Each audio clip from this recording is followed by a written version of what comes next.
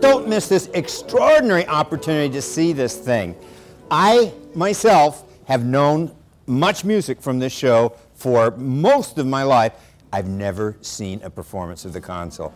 I can't wait. So don't miss this opportunity. It's just coming back after many years of neglect. Seattle 2 years ago did a production of it. It was the hit of the season, got rave reviews. Don't miss it. I think it will be, in many ways, a life-changing experience. The final production of the season will be Giancarlo Menotti's 1950 opera, The Consul. Giancarlo Menotti was born in Italy and largely grew up there. His mother brought him to the United States to get him into a conservatory to study music.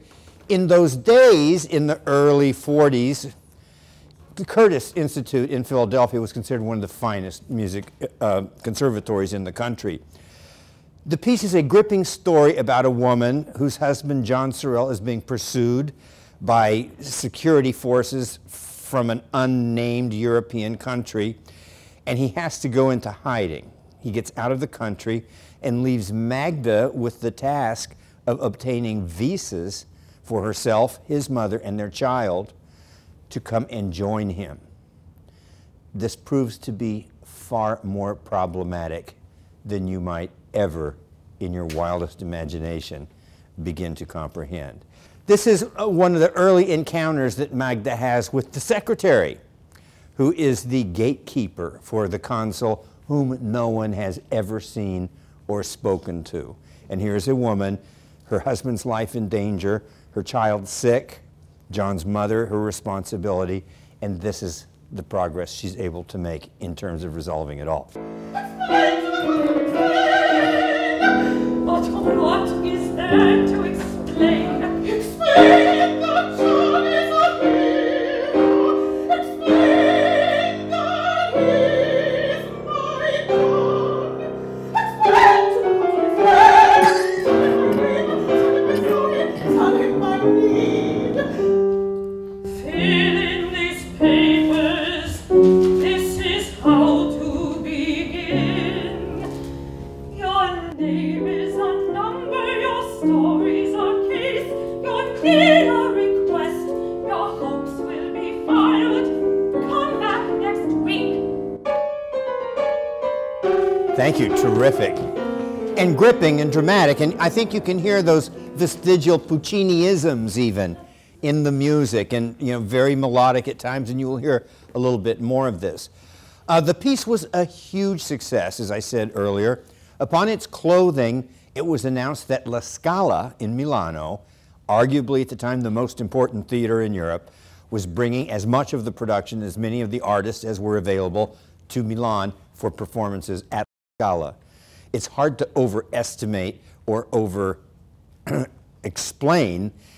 how critically important that was for a young composer early in his career. It was huge, and the whole of the country was very proud of this piece, watching it very closely, and it had a lot of resonance for people just pulling out of the horrible experiences from World War II and going forward.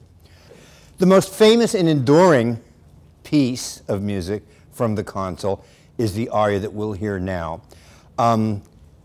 The impact of this piece is really broad.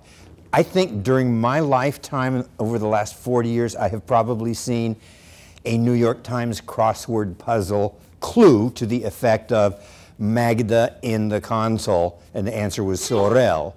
I've probably seen that 40 times, during the course of my life. And it was just a piece of the common lingua franca that we all shared, an experience that so many people had really shared. This is the aria that finally vents Magda's immense and total frustration. To this we've come. And this was a piece that really in the 50s and the 60s had a lot of currency. All the sopranos from Eileen Farrell to Jean Finn, who some of you may remember who sang at the Met, all of them used this as a piece of their concert literature that they performed all the time.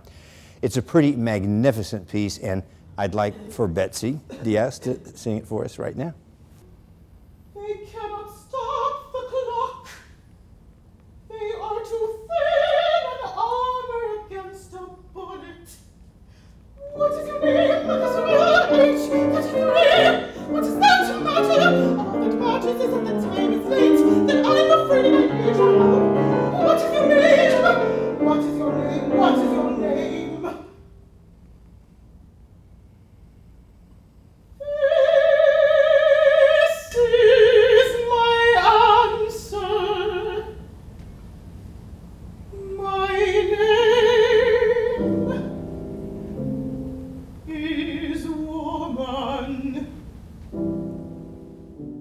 Thank you all for being here. We'll see you at the opera.